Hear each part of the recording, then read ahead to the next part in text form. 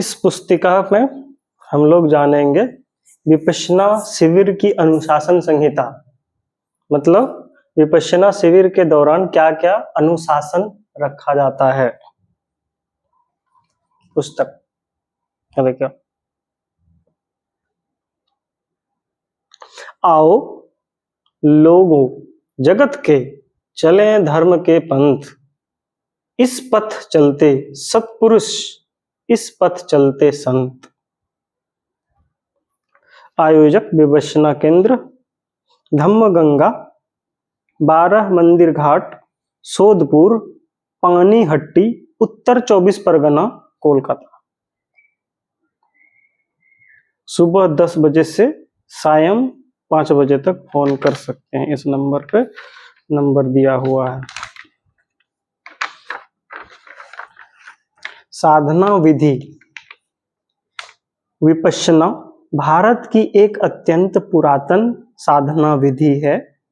लगभग 2500 वर्ष पूर्व भगवान गौतम बुद्ध ने विलुप्त हुई इस पद्धति का पुनः अनुसंधान कर इसे सर्वसुलभ बनाया। यह अंतर मन की गहराइयों तक जाकर आत्मनिरीक्षण द्वारा आत्मशुद्धि करने की साधना है। अपने नैसर्गिक सांस के निरीक्षण से आरंभ करके अपने शरीर और चित्त धारा पर पल पल होने वाली परिवर्तनशील घटनाओं को तटस्थ भाव से निरीक्षण करते हुए चित्त विशोधन और सद्गुण वर्धन का यह अभ्यास साधक को कहीं किसी सांप्रदायिक आलंबन से बांधने नहीं देता।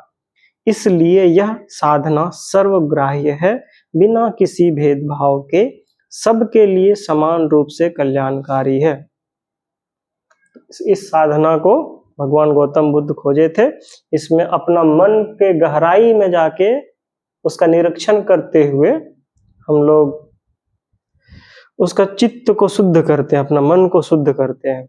और इसमें विशेष ध्यान ये होता है कि जब ध्यान करते हैं लोग तो उसमें शरीर में जो हलचल होता है उस पे साक्षी भाव से बिना किसी प्रतिक्रिया के ध्यान से देखना होता है। जैसे कहीं नोचा रहा है उसको हाथ से नोचेंगे नहीं, बस थोड़ा देर तक ध्यान रखेंगे, नोचा रहा है, धीरे धीरे धीरे नोची खत्म हो जाता है। अब मच्छर काटेगा तो दर्द होगा, तब मच्छर को भगा देना चाहिए, अब कोई नुकसान नहीं होगा। ऐसे कोई जो संवेदना होता है उसको ध्यान से देखा जाता है, बस यही उसमें सिखाया जाता है। तो बहुत चीज इसमें है कि शरीर के सांस को देखना, सांस को देखने के बाद मन को देखना, शरीर में होने वाले विभिन्न प्रकार के संवेदनाओं को देखना, मगर साक्षी भाव से, बिना किसी प्रतिक्रिया के। विपश्यना साधना का उद्देश्य यह है कि साधक पारस्परिक द्वेष और द्रोह के दुर्गुणों से छुटकारा पा सकें, एक स्वस्थ सुखी समाज का स्वस्थ सुखी सदस्य बन सकें, आत्ममंगल सर्वमंगल की भावनाओं से परिपूर्ण और सृजनात्मक जीवन जीकर अपना जीवन सुधार सकें। विपश्यना राग, द्वेष और मोह से विकृत हुए चित्त को निर्मल बनाने की साधना है। दैनिक जीवन के तनाव खिंचाव से गांठ गठीली हुई चित्त को ग्रंथि विमुक्त करने का सक्रिय अभ्यास है। तो विपश्यना एक अभ्यास है।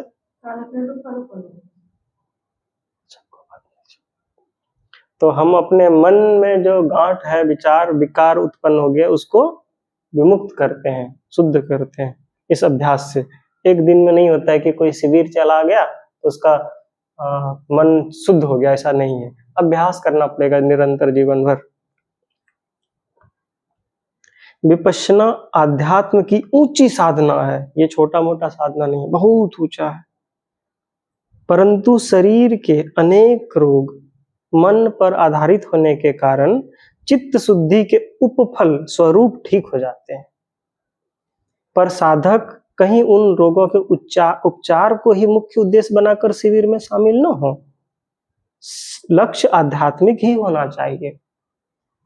इसका लक्ष्य हम लोग को ये नहीं रखना है कि कोई बीमारी ठीक करवाने के लिए शिविर में जाएंगे, इसलिए नहीं जाते हैं। हम जाने का उद्देश्य यह है कि हम लोग चित्त शुद्ध करेंगे, अध्यात्म की ओर आगे बढ़ेंगे, इसका यह उद्देश्य होना चाहिए। बीमारी को ठीक करने के लिए नहीं, लेकिन बहुत सारा बीमारी मन के कारण होता है। तो मन शुद्ध हो जाएगा तो शरीर का भी बहुत सारा बीमारी ठीक हो जाएगा, क्योंकि ये मनोवैज्ञानिक आधार पर काम करता है।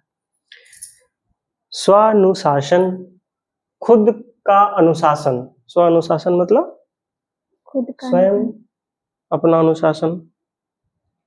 विपश्यना सीखने के लिए 11 दिन की अवधि वास्तव में बहुत कम है, कम से कम 11 दिन, इससे छोटा नहीं हो सकता है।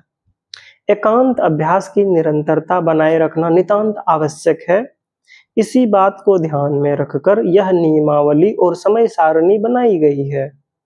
इसके पीछे अनेक साधकों के अनुभवों का वैज्ञानिक आधार है। साइंटिफिक रीजन होता है इसके पीछे, वैज्ञानिक आधार।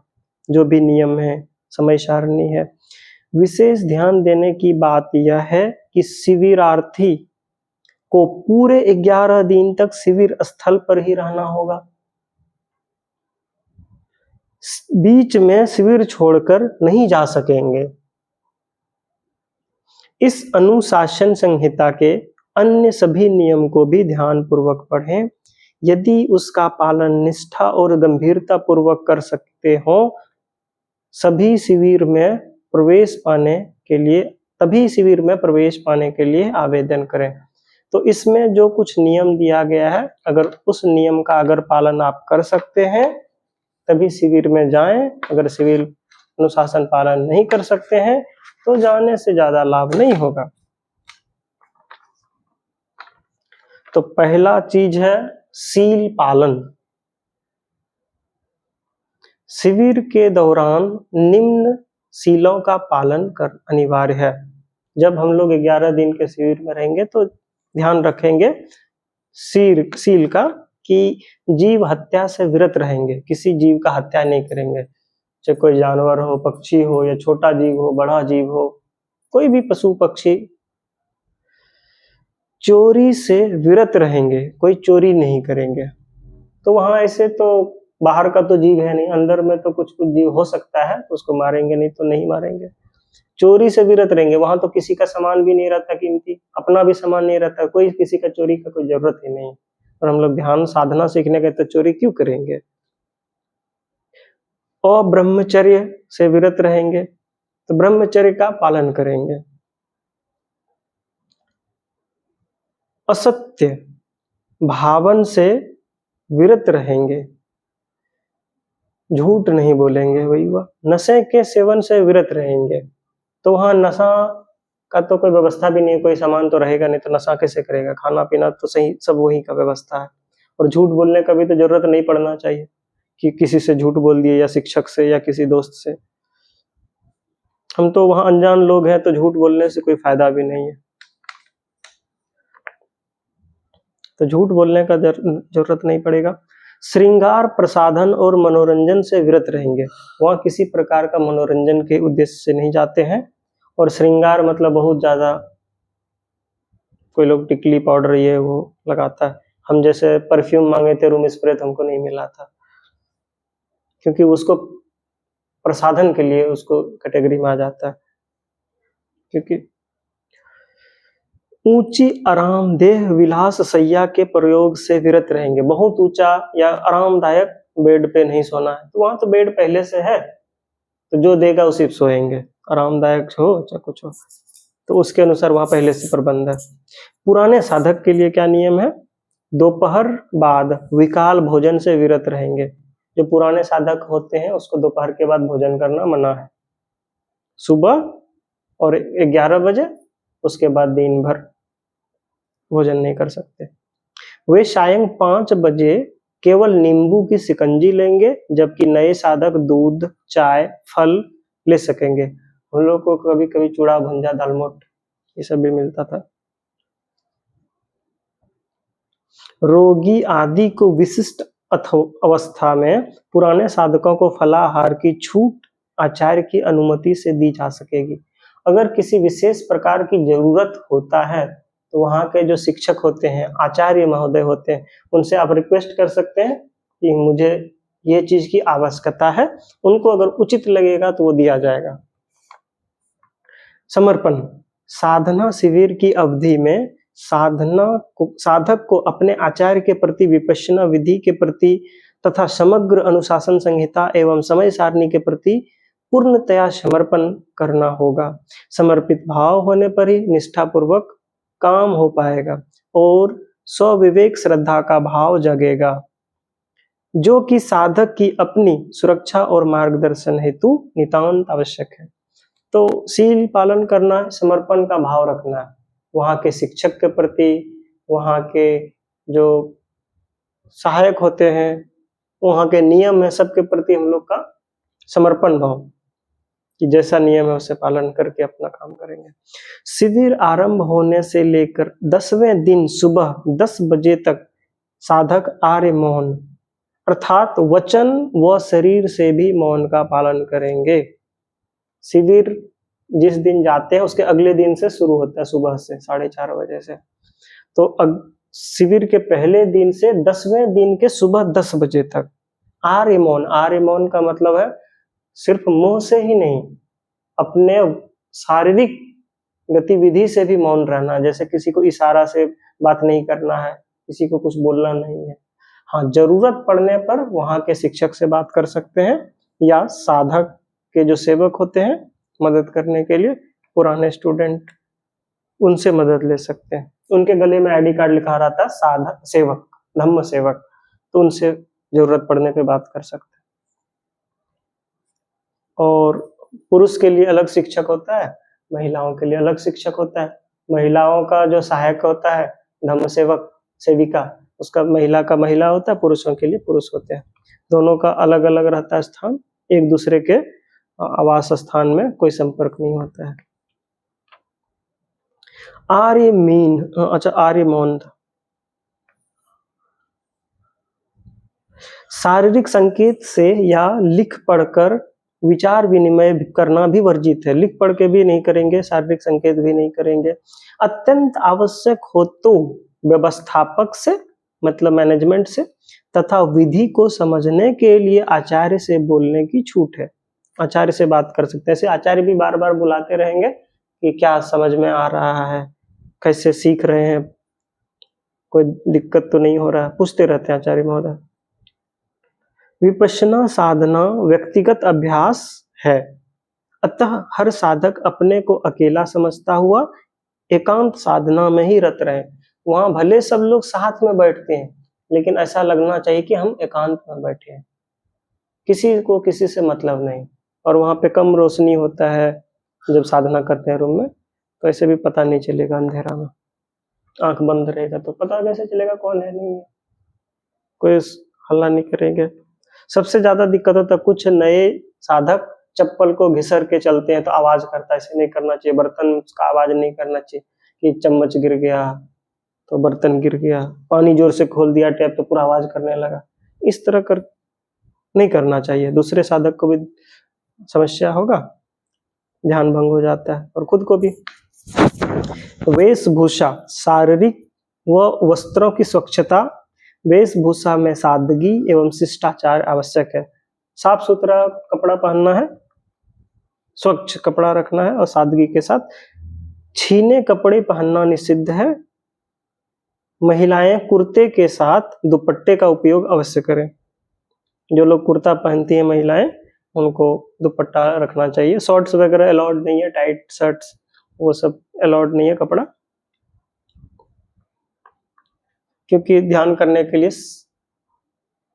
अपना सबसे आसान कपड़ा जो होगा आरामदायक वो ठीक रहता है। पुरुषों और महिलाओं का पृथक पृथक रहना, आवास, अभ्यास, अवकाश और भोजन आदि के समय सभी पुरुषों और महिलाओं को अनिवार्यतः पृथक पृथक रहना होगा।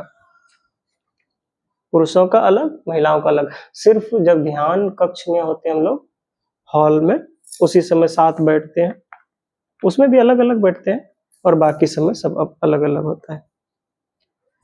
बाह्य संपर्क, शिविर के पूरे काल में साधक अपने सारे बाह्य संपर्क विच्छिन्न रखें, वह केंद्र के परिसर में ही रहे। इस अवधि में किसी से टेलीफोन अथवा पत्र द्वारा संपर्क न करें। कोई अतिथि आ जाए तो व्यवस्थापकों से ही संपर्क करेगा। बाहर के लोगों से बात विचार करना मना है, मोबाइल पे बात नहीं करना है, क्योंकि मोबाइल ऐसे जमा ले लेता है तो बात करने का साधन भी नहीं है। कोई परिस्थिति आता है तो मैनेजमेंट को बताएंगे, मैनेजमेंट बात करा देगा। कोई जरूरत पड़ने पर ऐसे हाल समाचार पूछने के लिए कोई फोन तो नहीं करना चाहिए, अपना साधना करने के लिए गए तो। सांप्रदायिक कर्म कांड एवं अन्य साधना विधियों का सम्मिश्रण। शिविर के अवधि में किसी अन्य प्रकार की साधना विधि व पूजा पाठ, धूप दीप, माला जप, भजन कीर्तन, व्रत उपवास आदि कर्म कांडों का अभ्यास न करें।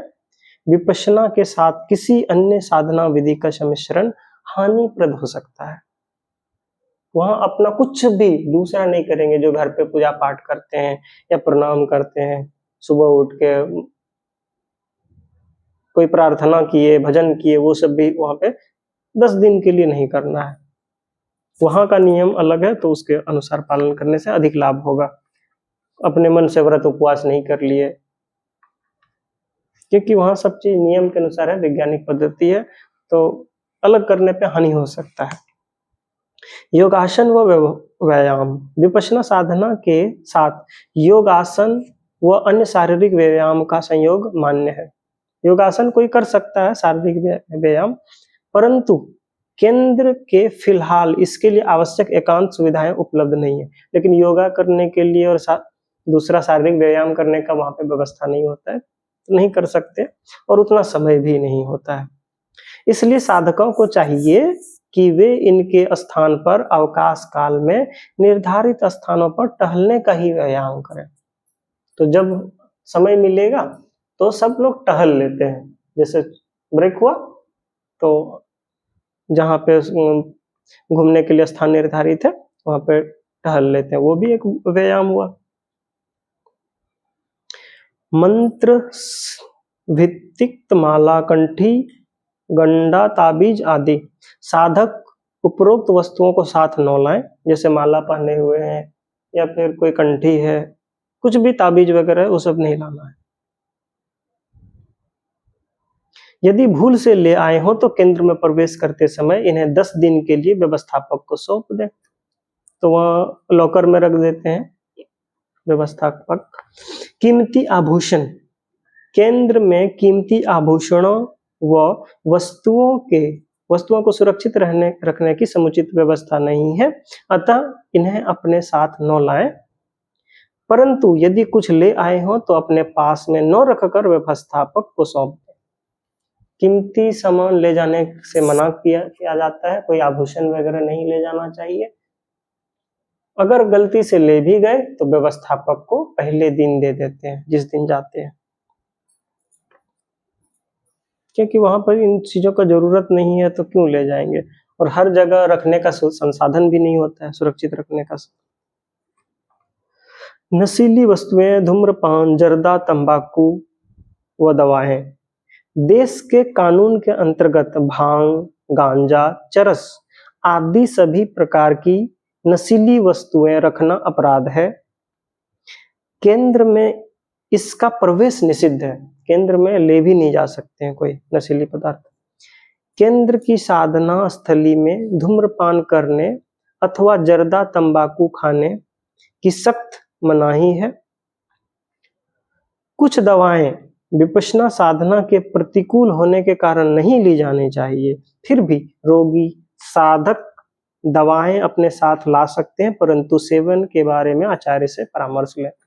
दवाई ले जा सकते हैं मगर आचार्य से परमिशन लेना पड़ेगा कि ये दवाई ले सकते हैं या नहीं। पढ़ना लिखना।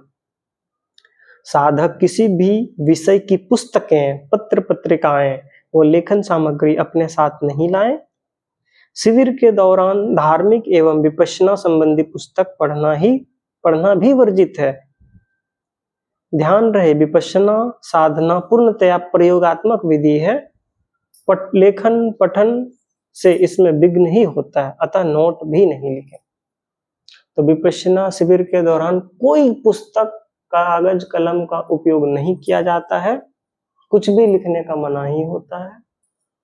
तो अपने साथ नहीं ले जाना चाहिए। यहाँ तक कि विपश्यना का भी किताब नहीं पढ़ सकते हैं कि विपश्यना ही सीख रहे हैं किताब पढ़ के, वो भी नहीं करना है। पूरा प्रैक्टिकल होता है, वो पूरा की अभ्यास है। टेप रिकॉर्डर, कैमरा, आचार्य की विशिष्ट अनुमति के बिना केंद्र पर इसका प्रयोग सर्वथा वर्जित है।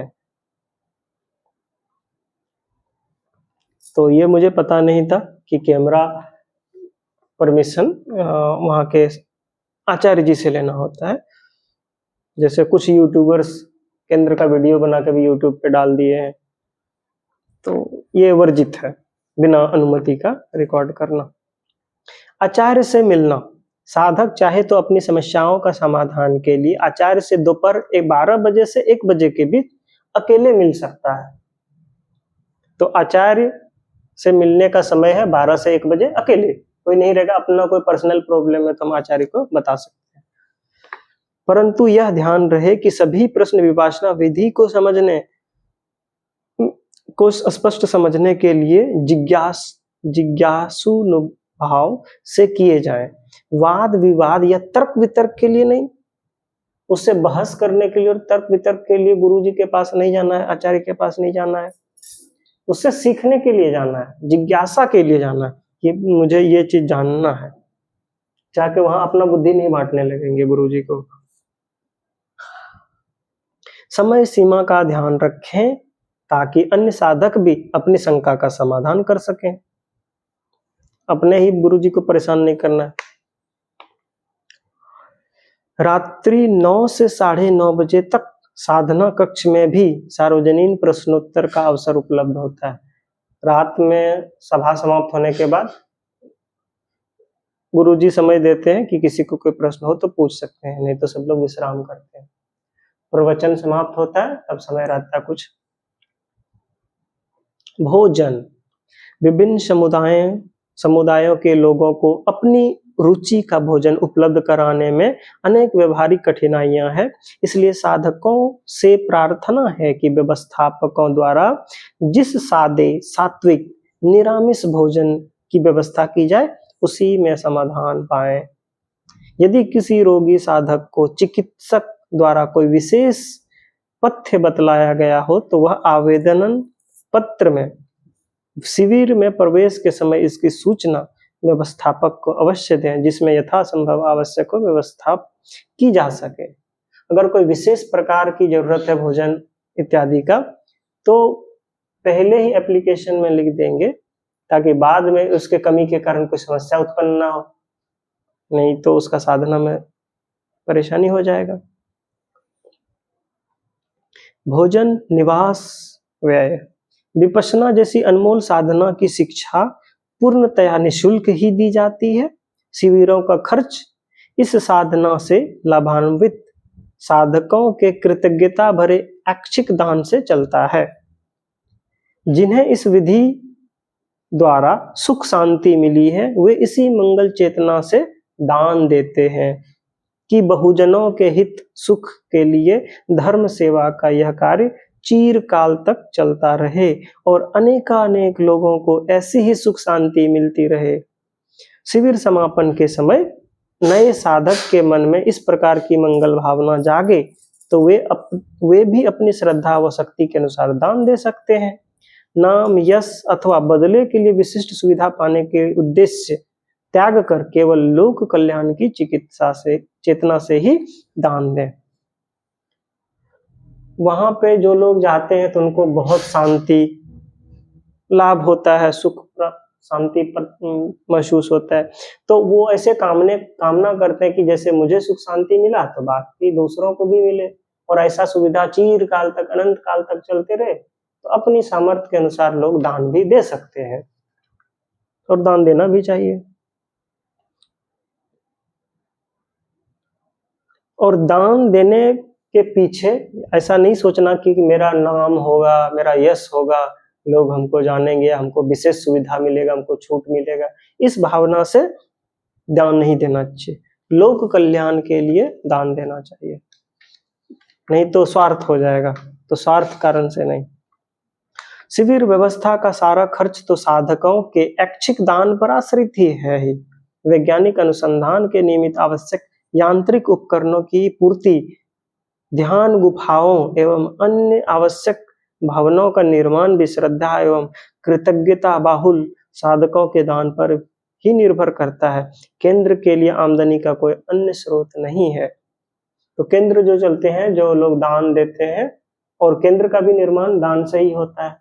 जो पैसा इकट्ठा होता है दान से, कुछ लोग जमीन दान कर देते हैं, कुछ लोग भवन निर्माण करने में योगदान देते हैं। तो जो अपनी सामर्थ्य के अनुसार, अपनी भावना के अनुसार चाहते हैं दान कर सकते हैं। अब समय सारणी को जान लें, जो सबसे आवश्यक है। समय सारणी, प्रातः 4 बजे जागरण, वहां पे घंटी बजता है बहुत जोर से, घंटा 4 बजे सुबह को, उसको बेल इंग्लिश में बोलते हैं गौंग, बेल गौंग।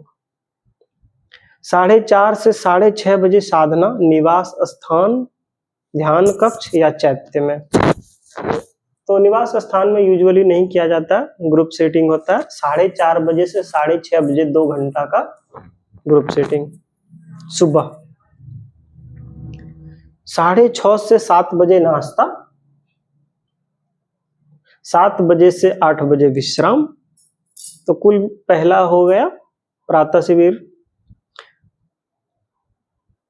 और 8 से 9 बजे सामूहिक साधना, ध्यान कक्ष या चैत्य में।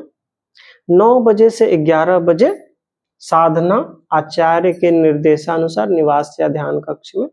शुरू के 8 दिन वहीं पे होते हैं, ग्रुप सेटिंग हॉल में ही। तो समय सारणी का पहला प्रातः में क्या क्या हुआ? सुबह 4 बजे जगना है, उसके बाद फ्रेश होके 4:30 से 6:30 2 घंटा साधना करना, ध्यान करना है। फिर 6:30 से 7 बजे नाश्ता, आधा घंटा नाश्ता, और 7 से 8 विश्राम। मतलब 6:30 से 8 बजे के बीच कोई स्नान करना है और कुछ करना नाश्ता के अलावा, फ्रेश होना है, जो करना, कपड़ा धोना है, वो इसी समय में कर ले। 8 से 9 बजे सामूहिक फिर से साधना हो गया, और 9 से 11 फिर हो गया। 5 मिनट का ब्रेक मिलता है इस ड्यूरेशन में। 8 से 11, तो अगला 3 घंटा, सुबह 2 घंटा, फिर नाश्ता के बाद फिर 3 घंटा, 5 घंटा हो गया। फिर दोपहर का 11 से 11:30 बजे भोजन, 11 से 1 विश्राम। तो 11 से 1 ब्रेक हो गया, तो 2 घंटा का ब्रेक हुआ खाने के लिए और विश्राम करने के लिए। अपराह्न 1 से 2:30 बजे 1.5 घंटा का फिर साधना होगा। फिर 2:30 से 3:30 1 घंटा का, फिर 3:30 से 5, और इस ड्यूरेशन में 5 मिनट का गैप ब्रेक भी दिया जाता है, पानी पीने के लिए, वॉशरूम वगैरह फ्रेश होने के लिए। तो कोई लोग टहल लेते हैं उस ड्यूरेशन में, 5 मिनट में, बैठते बैठते थक जाते हैं तो। फिर 5 बजे से 5:30 बजे तक चाय, नाश्ता, नींबू शिकंजी, जो नए साधक होते हैं, पुराने के लिए सिर्फ नींबू पानी की शिकंजी होता है। 5:30 से 6 बजे विश्राम या टहलना। तो 5 से 6 1 घंटा हो गया, आधा घंटा नाश्ता के लिए और आधा घंटा जो शेष बचा विश्राम के लिए। फिर शाम का साधना 6 से 7 1 घंटे, और 7 से 8:30 बजे करीब 1.5 घंटे का प्रवचन होता है गुरु जी के द्वारा, श्री SN गोयनका जी के द्वारा। और रोज शाम को 7:30 से 8 बजे 5-10 मिनट कम ज्यादा हो सकता है, और जिसका YouTube पे भी सभी प्रतिदिन का वीडियो उपलब्ध है। और रात्रि 8:30 से 9 सामूहिक साधना, और 9 से 9:30 प्रश्नोत्तर।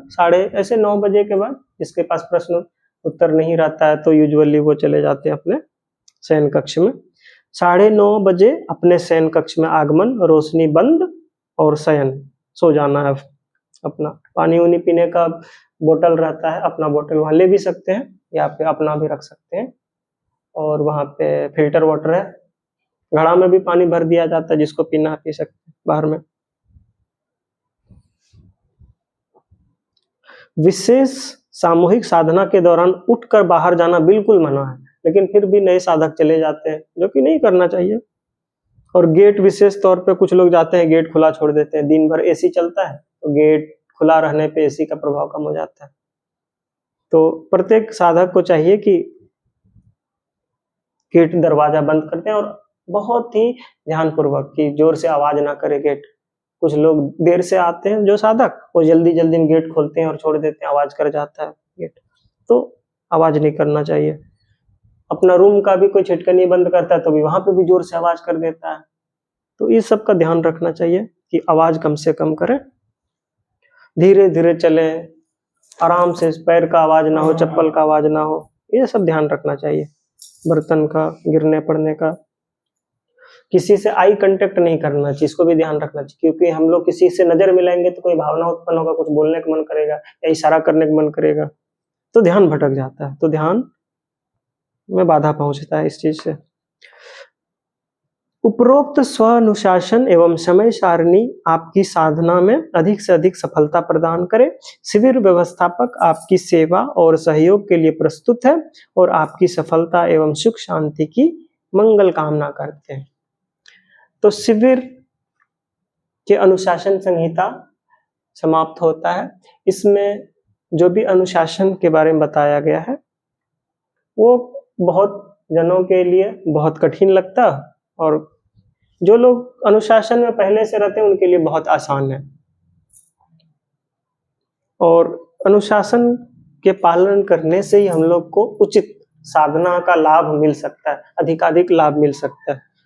तो सबको चाहिए कि अगर साधना में जाते हैं तो पूरी तरह से आश्वस्त हो ले, आप पालन कर सकते हैं, और भारी नहीं है, बिल्कुल नहीं है।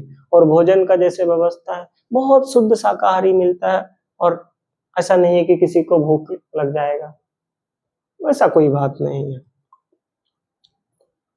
सारा व्यवस्था बहुत अच्छा होता है, बहुत अनुकूल होता है, और वहाँ के जो स्टाफ होते हैं, आचार्य होते हैं, इतने अच्छे होते हैं कि आपके साथ कोई भी समस्या होगा वहाँ पे सब लोग तत्पर निरंतर रहते हैं मदद करने के लिए। और सीसीटीवी कैमरा का सर्विलांस होता है, आप कोई भी गलती करेंगे तो पता चल जाता है, इसलिए गलती ना करें, और सीखने गए तो क्यों गलती करेंगे। और अच्छे से सीखने पे बहुत लाभ होता है, बहुत लाभ होता है। तो समाप्त करते हैं हम लोग विपश्यना शिविर की अनुशासन संहिता, बंद कर दीजिए।